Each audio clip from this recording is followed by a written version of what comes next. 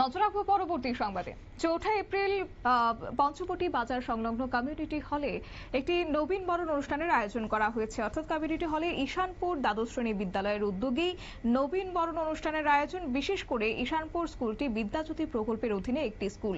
আজ এই অনুষ্ঠানের মধ্য দিয়ে কেজি 1, 2 এবং নার্সারি 1 শ্রেণী নবাগত যারা ছাত্রছাত্রীরা রয়েছে তাদেরকে বরণ করে নিয়েছে স্কুল কর্তৃপক্ষ। অনুষ্ঠানে উপস্থিত ছিলেন মোহনপুর মহকুমা প্রশাসক সুভাষ দত্ত, ঈশানপুর স্কুলের ইনচার্জ উত্তম কুমার দাস সহ প্রধান শিক্ষিকা শম্পা দাস সহ অন্যান্যরা। এই বিষয়কে কেন্দ্র করে কি রয়েছে বক্তব্য শুনুন। এমন কোয়ালিটি হয়ে গেছে, ঠিক আছে? আমরা একটা শিশু স্টেজে আছি, কিন্তু আমাদের লক্ষ্য বিশাল বড়, বিশাল বড়। কোয়ালিটি এডুকেশন, ভালো এডুকেশন, ভালো পড়াশোনা, সব কিছু ছেলেমেয়েরা একদম সব শিখবে, নাচ গান খেলাধুলা সব শিখবে, এভরিথিং।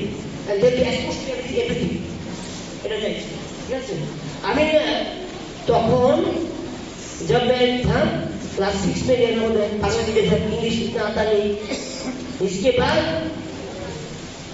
सब लोग इंग्लिश बोल रहा था, मैं नहीं आ रहा था। अरे क्या बोलो, एक गाँव से गया, ईशानपुर गाँव, मेरा मेला घर, वो मास्टर पड़ा रॉक मेला होता है उधर अंदर में, ठीक है? मैं ठान लिया, मैं 2 महीना में इंग्लिश सीख के दिखाऊंगा, ठीक है? इसके बाद एक डिक्शनरी खरीदा, dictionary pocket size English dictionary, उसको पॉकेट में लेके घूमता था, एक वर्ड पढ़ता था, আপনারা শুনলেন মহকুমা প্রশাসক সুভাষ দত্তের বক্তব্য। এবং এই নিয়ে আজকে নবীন বরণ অনুষ্ঠানের আয়োজন করা হয়েছে। বিশেষ করে আজকে শিশু আগামীর ভবিষ্যৎ, তাই তাদের সুন্দর ভবিষ্যৎকে উজ্জ্বল ভবিষ্যতের কামনায় আজকে নবীন বরণ অনুষ্ঠানের মধ্য দিয়ে তাদেরকে স্কুলের মধ্যে স্বাগত জানানো হয়েছে, যার ফলে উচ্ছ্বসিত হয়েছে কচি কাঁচা পড়ুয়ারা। নিয়ে নিচ্ছি ছোট্ট একটি বিজ্ঞাপন বিরতির সঙ্গে থাকুন।